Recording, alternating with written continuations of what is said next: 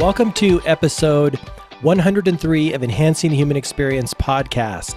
I'm really glad you tuned into this episode. As you can tell from the title, I'm going to look at problems from a different angle and really look at them as blessings.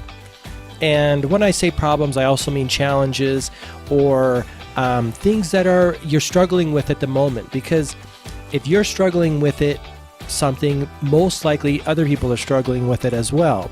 You know, human beings, even though we may feel like we're on an island sometimes, and we feel like we're the only person going through the thing we're going through, or having the difficulty we're having, other people are having those difficulties as well. And, you know, there's like a commonality to a lot of things.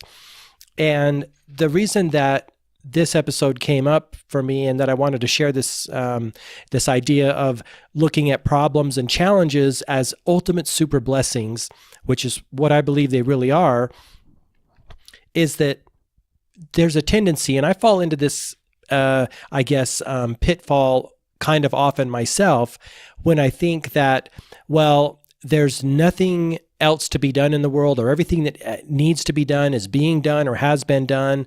There's, nothing new under the sun, or there's no new innovations that ultimately need to be brought into the world, or ideas that need to be brought into the world. And even as I say that, it sounds so silly, absolutely silly.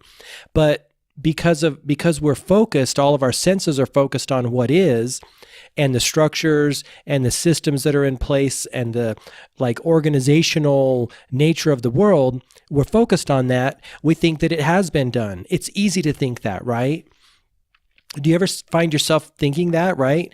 What is in place now, whether it's a government structure or business structure or the companies that are around now or the industries that are around now, that they're the end all be all, and that if they go away, everything's going to be bad, like a bad situation, right? This is kind of what happened after 9/11 when the government propped up the airline industries and other, type of industries. They put a bunch of money into the auto industry and put a bunch of money into these other industries.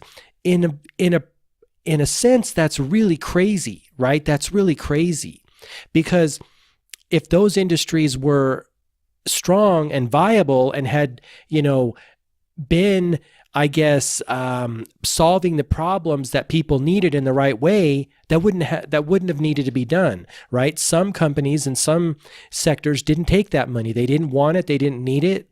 But this is kind of the nature of human beings. We think that if we lose whatever we've got now, whether it's a structure or a system or a company or whatever else, that we're never going to have anything as good again, and that we're just going to be lost, right?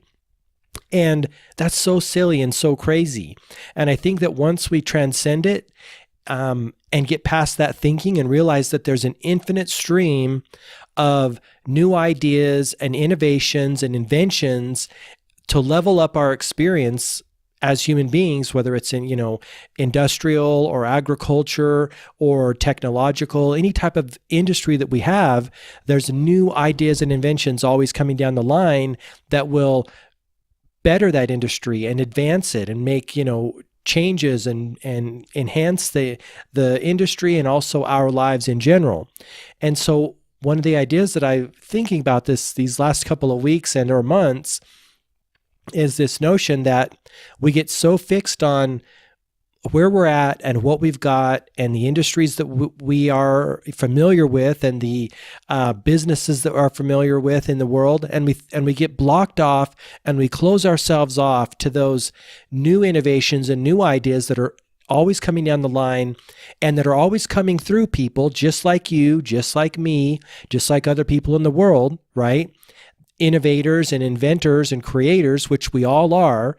Everyone has access to that channel for those ideas and inspiration to come through them and innovate their industry, their business, their life, all of these things that make life really exciting.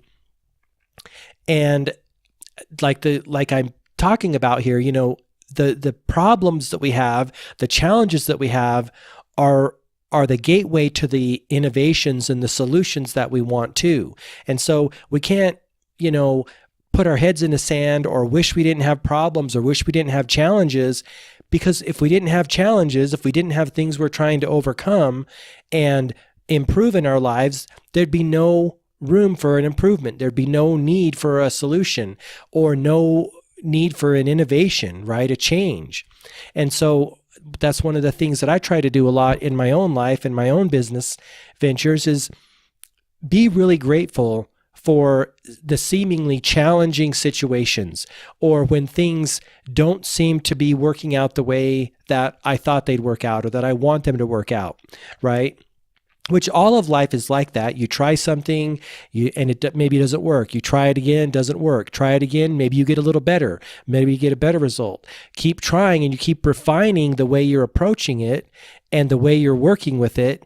And eventually it clicks and it unlocks the idea or the knowledge inside of you, and it works, right? If something changes, you change the way you approach it, you change your state of being, change your state of activity, and guess what? You get through that challenge. But there's a tendency to just not want the challenge at all or not want the struggle or the problem and just want the solution, and it just doesn't work out that way. One of the things that sticks in my mind, and maybe you saw this movie. It was a Michael Moore movie, and it was something having to do with the auto industry, the Detroit auto industry. I know he made a number of movies, and sometimes the scenes and the storyline run together. But in this particular scene, in this particular movie, Michael Moore was visiting this really vast manufacturing facility in Detroit with his father. And his father had worked at this facility. His father had been an auto worker all of his life. And they were going back to this facility. And of course, in the movie, the facility was closed. It was very barren. It was like deserted. And it had been closed for a number of years. And they were reminiscing and kind of lamenting about the fact that the auto industry had changed drastically, and this whole was kind of like a vast wasteland of this industrial complex where his dad used to work. And I remember thinking at the time, and more so as time goes on, definitely I feel for them and I feel for his father. There was like sentimental emotions coming up because he had worked at this plant all of his life, and it was gone now. It was done. It had changed. The industry changed, automotive industry changed, and it just wasn't a viable plant anymore. And I remember thinking at the time, I was kind of a little bit callous about it, and I don't mean to say that in a negative way, but in my mind, I was thinking to myself, it's changed. Like there's nothing there anymore. That's not coming back, at least in the way that it was, or maybe it never will be that again, And I kind of thought that was a little bit strange to go there and be sentimental and wish for those days to be back or want that to happen again, even though if it did come back, it wouldn't be in the same way. It wouldn't be the same feeling. That was a different time and a different era. And it would be almost like Pet Sematary when you bury a pet and want it to come back in the way that it was, and it just never doesn't happen. That's a really crazy, weird analogy. I realize that, but in another sense, it isn't. I think that's kind of how it would be. We can't ever go back. We can't ever bring something from the past just because we have a sentimental attachment to it or because it was the only thing we ever knew and want that thing to work in the present day, in the present time. Things just don't work that way. And one of the things that I think about all the time is what new ideas and inspiration are coming down the line? What new industry disruptors are coming down the line in any sector of our economy? I mean, look at the taxi industry and look at what Uber and Lyft did to taxis. I rarely see taxis on the road in my town. And before they came around, I saw taxis all over the place. All sorts of taxi companies, independent taxis, but Uber and Lyft disrupted that industry. Now, who would have ever thought that? I certainly didn't think that. I know that's happening in a lot of different industries. That type of business model is happening in a lot of different sectors of our economy, and it's disrupting things in a major way. But again, it's how you look at it. I don't look at it that as being a bad thing. I look at that as being an innovation and an innovative thing. And it's just the natural progression of what is, because look at what happened. Uber and Lyft solved the problem of people getting from point A to point B in a better way, more efficiently, more effectively than taxi cabs did. And so it had to happen, right? Because what do we know about the human experience? The human experience is always leveling up. Our experience is always going to get better and better and better. Every day that I sit down to my computer and I either write a blog post or I market on Instagram or Facebook or Pinterest for my product and apparel company, Focus and Flow, or for any of my, the stuff at gmarkphillips.com. Every single day I sit down and I do that, I think, you know what?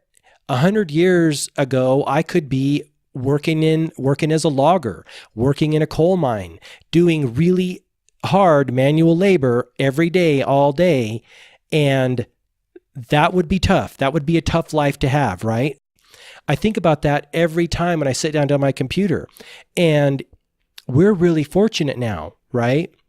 We're really fortunate to be able to have that opportunity to be working in like the knowledge era where we're most of us are knowledge workers, right? And most of us work with technology to like enhance our ability to help other people and market ourselves and get our message out. So we're really fortunate. And that was a natural progression and an enhancing of the human experience, just that we are fortunate to be riding that wave. And so, if you look at it from the auto industry or from into industry, manufacturing, robotics and technology is displacing workers in those industries, right?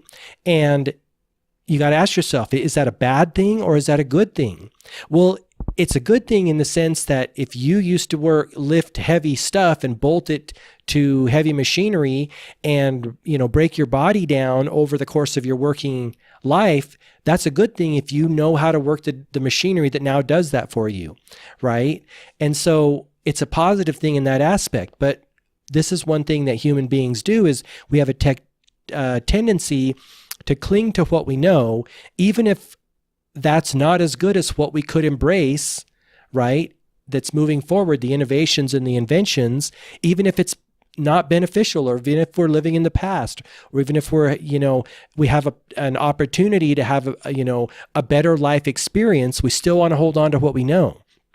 This is, technophobes do this. People who do not choose to embrace technology, or they do not choose to embrace innovation. They want to live with the systems and the processes that they know. And you know what? That's totally fine. That's totally fine. But you got to ask yourself, at what cost are you doing that? Now, granted, there's definitely costs to embracing new technology. I'm not saying that it's like just all going to be good moving forward. There's still going to be challenges, but are you going to like hold yourself back from having better experiences and from being receptive to these new ideas and inspirations that are always flowing in the air and flowing, to us and through us, and certain people pluck them out, certain people develop them, and then they reap the benefits when an industry is changed or disrupted, or, some new advancement in a certain sector of our economy is happening.